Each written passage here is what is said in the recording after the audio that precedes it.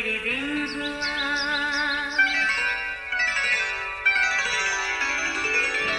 نیا پھر دن ہوا، پرانی رات کا کرے سو شکر ہم خدا کی ذات کا، خدا کی ذات کا نیا پھر دن ہوا۔ آج کی آیت، غصہ تو کرو مگر گناہ نہ کرو، سورج کے ڈوبنے تک تمہاری خفگی نہ رہے۔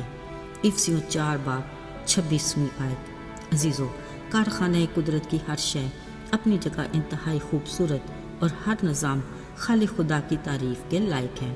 مزے کی بات یہ کہ یہ سب کچھ تو اس کے حکم سے وجود میں آیا، مگر بنی نوع انسان کو اس نے اپنے ہاتھوں سے زمین پر کی مٹی لے کر بنایا اور اس میں اپنا ہی دم پھونکا تو انسان جیتی جان ہوا۔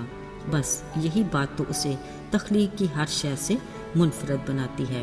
کلام مقدس میں لکھا ہے کہ جب خدا نے آدم کو دیکھا وہ اکیلا تھا، کوئی اس کی مانند نہیں تھا۔ پھر خدا نے آدم میں سے ہی گوشت اور ہڈی کو لے کر اس کی مانند ایک مددگار بنائی۔ اس وقت بنی نوع انسان کی فطرت میں صرف مثبت عناصر تھے، مگر گناہ کے باعث منفی عناصر بھی رچ بس گئے، جو وقت اور حالات کے مطابق طبیعت میں نمودار ہو کر اپنا اثر دکھاتے ہیں۔ یہ فکرہ ہم انسانوں کے بارے میں ہی تو کہا جاتا ہے کہ پل میں تولا اور پل میں ماشا۔ علاوہ ازیں گرگٹ بیچارہ تو رنگ بدلنے میں ویسے ہی بدنام ہے، جبکہ وہ قدرتی طور پر خود کو دشمن سے بچانے کی تدبیر کرتا ہے، جو ہر جاندار کا قدرتی حق ہے، مگر انسان کا محض اپنے مطلب سے رنگ بدلنا سمجھ سے بالاتر ہے۔ عزیزو، بات ہو رہی ہے انسانی فطرت میں ان گنت منفی اور مثبت عناصر کی۔ مثبت احساسات تو ٹھیک، مگر منفی احساس ہر بار انسانی طبیعت میں ناخوشگواری کا باعث بنا۔ پر آج کی آیت میں خدا کے کہے لفظ خاصے حیران کن ہیں۔ خدا نے فرمایا، غصہ تو کر سکتے ہو۔ غصہ ہماری فطرت میں ایک عام سا احساس ہے جو ہر پل برسنے کو تیار ہے، مگر خدا نے کہہ دیا کہ غصہ کر سکتے ہو، مطلب یہاں تک تو خدا نے ڈھیل دی، مگر اگلی بات ایک وارننگ ہے کہ گناہ نہ کرو۔ یعنی غصہ ایک حد تک قابل برداشت ہے، پر اگر بڑھ جائے تو پھر گناہ کے زمرے میں آتا ہے۔ یاد رہے، پھر گناہ چھوٹا کہ بڑا، گناہ گناہ ہی ہے جس کی سزا ناگزیر ہے۔ مزے کی بات، خدا نے غصے کی حد بھی مقرر کر دی کہ سورج کے ڈوبنے تک تمہاری خفگی نہ رہے۔ یقیناً بات بات پر غصہ آنا بھی مناسب نہیں۔ ہاں، جائز بات پر غصہ کرنا دوسرے کی بہتری اور حالات میں اچھائی لانے کے لیے بھی ضروری ہے۔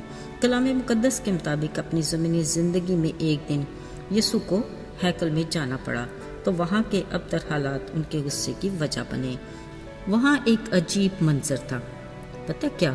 کاروبار عروج پر، ہر کوئی روپے پیسے کے لین دین میں مصروف۔ عزیزو، دعا کے گھر میں یہ منظر دیکھ کر یسوع کو غصہ آنا ایک فطری عمل تھا۔ انہوں نے رسیوں کا کوڑا بنایا اور صرافوں کے تختے اور کبوتروں کی چوکیاں الٹ دی اور کہا، میرے باپ کا گھر دعا کا گھر ہے، مگر تم نے اسے ڈاکوؤں کی کھو بنا دیا۔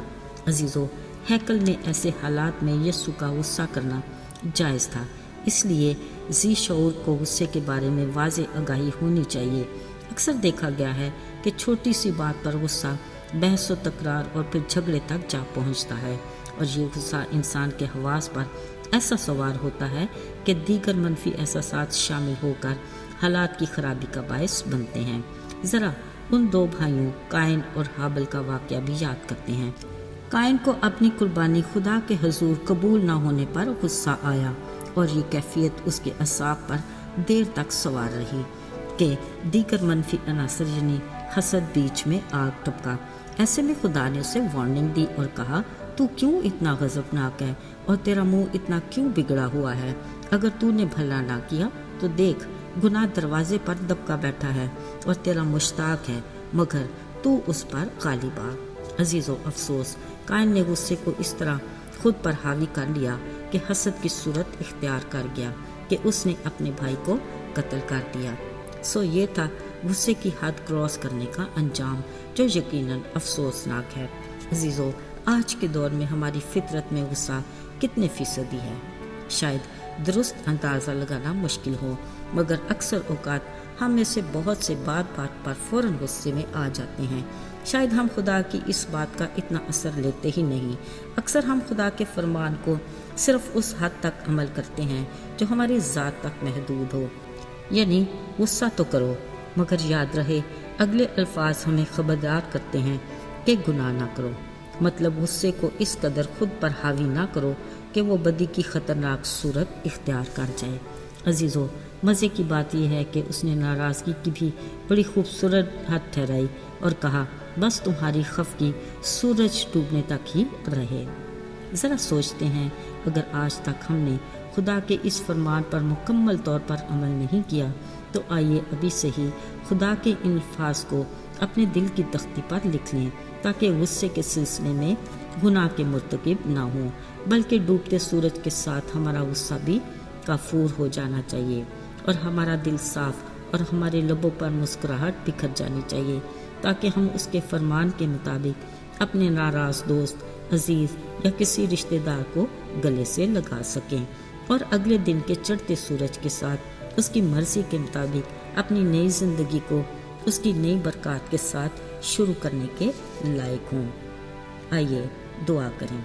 اے مہربان رحیم خدا، تیرا پیار ہمارے لیے بے حد انمول ہے۔ تیرے دیے ہوئے ہر دن کو ہم تیری مرضی کے مطابق نئی برکات کے ساتھ شروع کرنا چاہتے ہیں۔ توفیق عطا کر کہ ہم ہر روز تیرے کلام کو اپنے دل میں بسائے رکھیں، تاکہ تیرے خلاف گناہ نہ کریں۔ یسوع کے مبارک اور پاک نام میں آمین۔